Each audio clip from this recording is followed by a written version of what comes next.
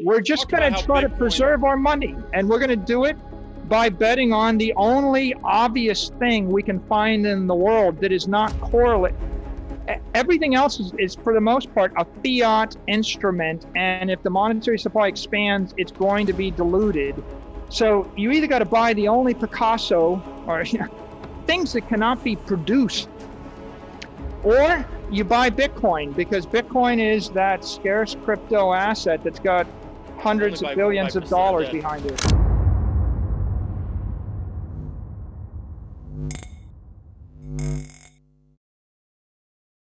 Today we are joined by Michael Saylor, who shares his insights into the price action and market dynamics for Bitcoin and why he's bullish in 2024. Saylor's positive sentiment is firmly rooted in two key factors: the upcoming Bitcoin halving event set for April and the impending approval of a Bitcoin spot ETF by the US Securities and Exchange Commission.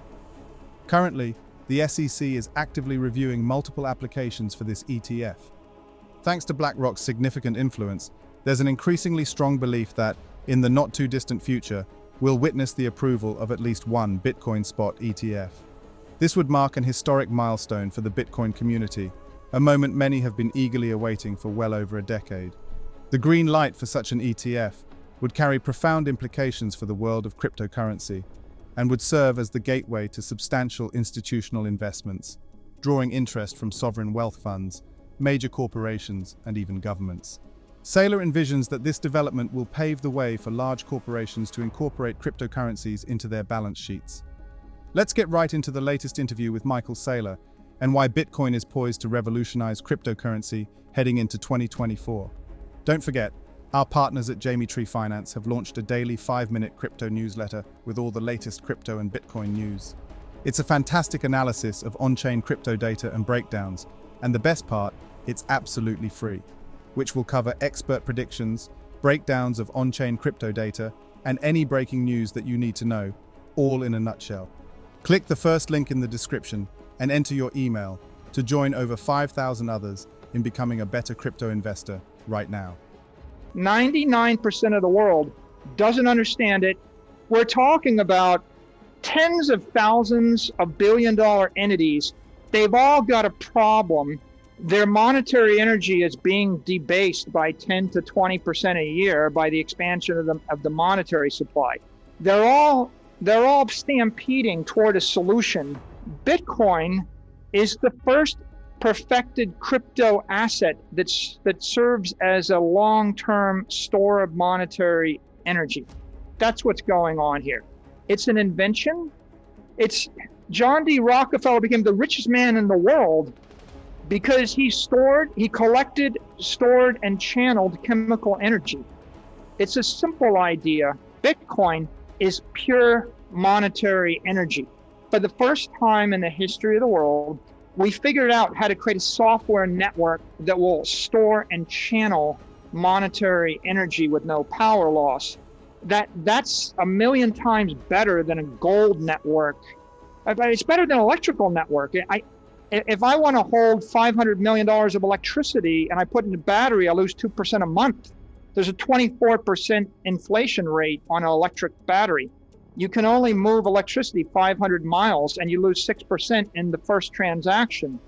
Try to move $500 million of electricity from New York to Tokyo. Here's how you do it. You take the 500 million, convert it to Bitcoin, send the Bitcoin to Tokyo for $3, convert it back into electricity.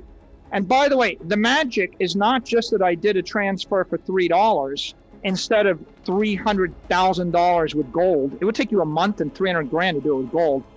The magic is I can put the $500 million 30 years into the future and not lose a nickel of the energy, right? That's the beauty of this entire network. It's a network to channel monetary energy, which is the apex energy. Monetary energy is the sum of kinetic energy, potential energy, chemical energy, electrical energy, nuclear energy. All energies flow to monetary energy. We have a software network or a technology network for monetary energy. One last point. Google's an information network. It's worth $1 trillion because it channels information and video. Facebook's a social network. It's worth nearly $1 trillion because it channels social energy. People couldn't conceive of it. Bitcoin is a monetary network. It collects and channels monetary energy. It's a little bit more valuable than collecting all your photographs from a shoebox. It's a little bit more valuable than posting photos to your friends and family on the holidays. The ongoing adoption of Bitcoin by governments, institutions, and media signifies a broader recognition of its value. However, Saylor asserts this journey is just beginning, comparing the initial years to the current widespread interest and investment, with a giant spotlight on Bitcoin ETFs. Saylor highlights this being a significant development in the financial ecosystem.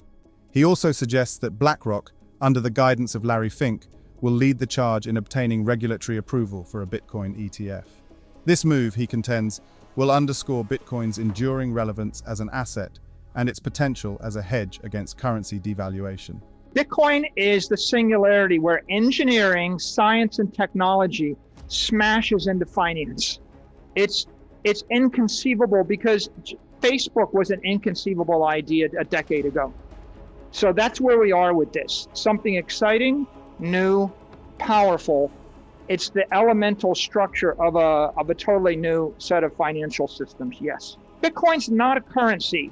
It's not a payment network, right? Currency is the province of the government, always has been, always will be. The IRS sets the tax code for currency. You can't use Bitcoin as a currency because the tax code is hostile to it. It would generate 100,000 accounting entries and tax obligations for no reason whatsoever. And so there's no point in Bitcoin being thought of that. Bitcoin is not a payment network. Apple Pay and Square Cash and PayPal and Alipay are payment networks. They work well. They work 1 billion times better than Bitcoin or any crypto will ever work. So crypto's inappropriate as a currency, even though people call it cryptocurrency. It's a wrong choice of words. We should move it out of the lexicon. We should refer to it as crypto asset. Crypto is an awesome technology for creating a scarce asset as a store of value. The $250 trillion problem is store my value. I just want to put my money in a piggy bank in cyberspace and have nobody take it. It's a very simple idea. Then if I want to spend money, I'm going to convert 5% of it to Apple Pay or Square Cash or PayPal or Alipay. And I'm going to move it around in fiat currency on those rails in a responsible, legal, efficient, fun fashion. And let the governments be the governments. Let the big tech companies do what they do best. And Bitcoin is going to solve this last very simple issue, which is I just need pharmaceutical grade synthetic safe haven asset, synthetic gold with none of the hangover of gold, none of the bad problems, none of the problems with mining and hypothecation and centralization and corruption, but all of the good parts of it. Like I put my money in there and a decade from now, I've still got it and it hasn't been inflated away. You just bring us back to the fundamental issue. In the finance world, it's very rare to be able to buy anything you can't print more of. But in the engineering world, it's very rare to find a machine that works unless you plugged all the leaks, unless it respects conservation of energy, the first law of thermodynamics, and it's a closed system. And for the first time, we can finally apply Isaac Newton's laws and the laws of thermodynamics to protecting our money. And who wouldn't like to have a monetary system that works? I think it's important that people of character and conviction articulate the benefits of Bitcoin to the masses. There are billions of people on this planet that are living in a regime where the currency is collapsing. 1 billion that we just saw last month. And for them, this is a lifeboat against a currency collapse. If you're living in Argentina or Venezuela or Turkey or Lebanon or most of Africa, if you don't have this, then what choice do you have? I mean, they don't have the option to put their money with a hedge fund, in Connecticut. right? They don't have an option to hire some professional money manager and convert it into dollars. So as Jack Dorsey said, this is an instrument of economic empowerment, and there are billions of people on the planet who have been deprived of a savings account where they won't lose all their stuff. And so we're going through a transition where people aren't sure what this is. I think it's a moral imperative to stand up and say to people, it's a good thing. It's a thing that's going to make the world better for billions of people that don't have a choice. And, you know, if you're going to criticize Bitcoin, what are you going to do to solve the problems of everybody on the planet that doesn't have liquid wealth and hedge funds in the United States with options? Because it's morally incumbent upon you to give them something to cling to in the event of a currency flood. So the reason we're talking about it is because it's the right thing to do for the world. You know, as for what I think going forward, I think that if your choice is invest your money in bonds that are going to yield 2% while the monetary supply expands by 15%, you're looking at minus 13% real yield as if you're calculating asset inflation, right? So that doesn't make any sense. You know, if I'm going to put my money into equities, I'm going to gamble. I've got to rebalance my equity portfolio every quarter based upon performance and competition and a million moving parts. That doesn't make sense. If I leave my money in cash fiat currency and I know that all the banks are going to print 10 or 20% more every year, that doesn't make sense. So the idea of adopting the Bitcoin standard is very simple. I'm going to sweep my excess cash flows into a savings bank in cyberspace that's run by incorruptible software that has no agenda other than to just store my value for 100 years. That's it. You know, there's no CEO of Bitcoin. No one can print more Bitcoin. No one can use Bitcoin to do an acquisition or a dilutive acquisition. No, you know, no one can debase the Bitcoin. Saylor challenges the conventional macroeconomic metrics, asserting that these metrics are often manipulated to paint a specific narrative, like labor statistics and inflation figures, which are selectively measured to create desired effects rather than reflecting the true state of the economy. In this context, Bitcoin emerges as an alternative, detached from the manipulations of the conventional economic sphere.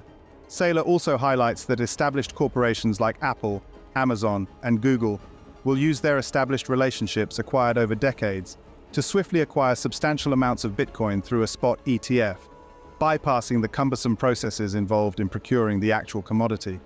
This disparity underscores the transformative power of cryptocurrencies in traditional financial institutions. Michael Saylor underscores the importance of embracing digital currencies as the economic landscape is changing rapidly, and urges investors to leverage Bitcoin's potential to secure a more prosperous financial future. What do you think about the latest interview with Michael Saylor? And how do you think Bitcoin's trajectory in the coming months will impact the crypto market and the world of investing? Comment down below. Thanks so much for watching. Don't forget to hit the like button and subscribe for more content just like this. We'll see you in the next video.